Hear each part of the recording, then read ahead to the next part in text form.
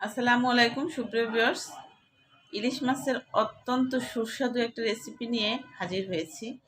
আশা করছি আজকের রেসিপিটি আপনাদের অনেকেরই ভালো লাগবে। এই রেসিপিটি টাটকা ইলিশ দিয়ে করা যেমন সম্ভব, তেমন একদম নরম হয়ে যাওয়া ইলিশ দিয়েও করা সম্ভব। অনেক সময় বাজার থেকে নিয়ে আসতে আসতে ইলিশ মাছ নরম হয়ে যায়, তো সেই ইলিশ মাছ দিয়েও এই রেসিপিটি খুব সহজে করা যায় এবং খুবই সুস্বাদু হয়। পোলাও, গরম ভাত কিংবা খিচুড়ির সাথে এই আচারটা হলে অন্য কিছুর প্রয়োজন হয় না, আর এটা অনেক দিন সংরক্ষণ করা যায়। দেখব রেসিপিটি। তার আগে ছোট্ট একটা রিকোয়েস্ট, আপনি যদি আমার চ্যানেলে নতুন হয়ে থাকেন প্লিজ আমার চ্যানেলটি সাবস্ক্রাইব করে পাশে থাকবেন। আর অলরেডি সাবস্ক্রাইব করে থাকলে অসংখ্য অসংখ্য ধন্যবাদ জানাচ্ছি। আজকের রেসিপির জন্য আমি ইলিশ মাছ নিয়েছি এবং এটাকে আগের থেকে আঁশ পরিষ্কার করে রেখেছি। এবার ভিতরটা পরিষ্কার করে নিলাম ফুলকাটা ফেলে দিয়ে।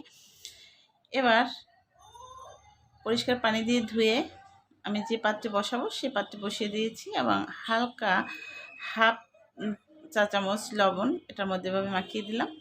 আর এর মধ্যে আরও দিয়ে দিব হাফ চামচের একটু বেশি হলুদ। একদম সাদা দেখতে ভালো লাগবে না, একটু হলুদ হলে দেখতে ভালো লাগবে।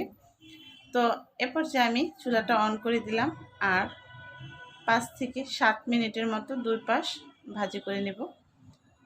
আর অবশ্যই ঢাকনা দিয়ে ভাজি করলে সময়টা কম লাগবে।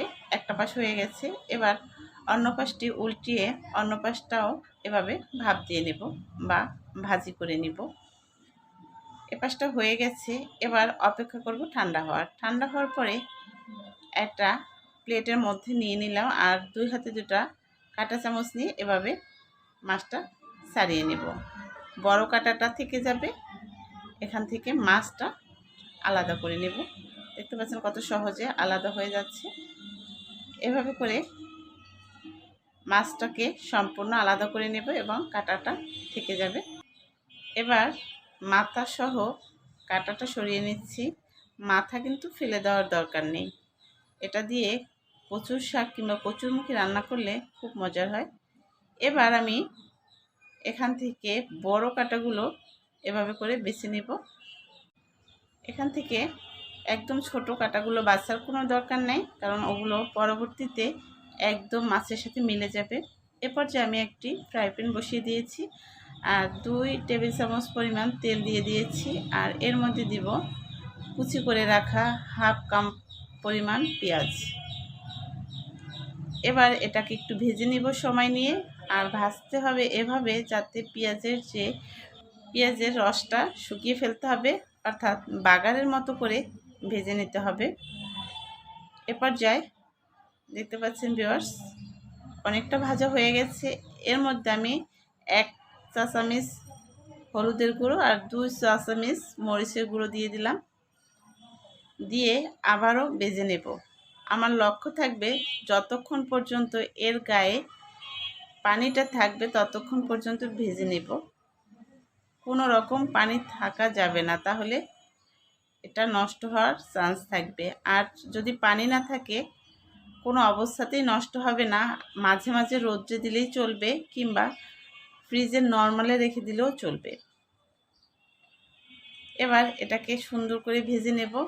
আর মাছটা ভাজতে হবে একদম ঝুরো ঝুরো করে, যাতে করে মাছের গায়েও কোনো রকম পানির লেশ মাত্র না থাকে। আর এই কাজ সম্পূর্ণটাই করতে হবে একদম লো আঁচে, অর্থাৎ চুলার আঁচ একদম কমিয়ে।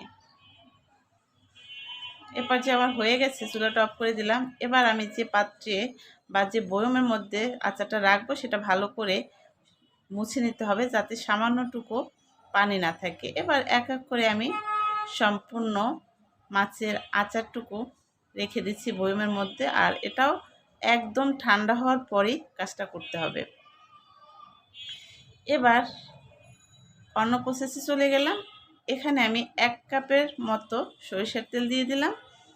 চুলাটা অন করে দিয়েছি আর এটাকে সুন্দর করে জ্বালিয়ে নিতে হবে। তো এখানে এলাচ 2টি আর 2 টুকরো দারুচিনি দেওয়া যেতে পারে, আর না দিলেও কোনো সমস্যা নাই। আদার্স কোনো মশলা দিবেন না, কারণ ইলিশের ফ্লেভারটা নষ্ট হয়ে যাবে। 4-5টা রসুনের কোষা ভেজে রেখেছিলাম সেটা দিয়ে দিলাম। আর ঠান্ডা হওয়ার পরে তেলটুকু এভাবে দিয়ে দিচ্ছি মাছের মধ্যে, অর্থাৎ ইলিশের আচারের মধ্যে। এবার হয়ে গেছে আমার পারফেক্ট ইলিশের আচার। অনেক মজার এই আচারটি, অবশ্যই করে দেখবেন, নিশ্চয়ই ভালো লাগবে।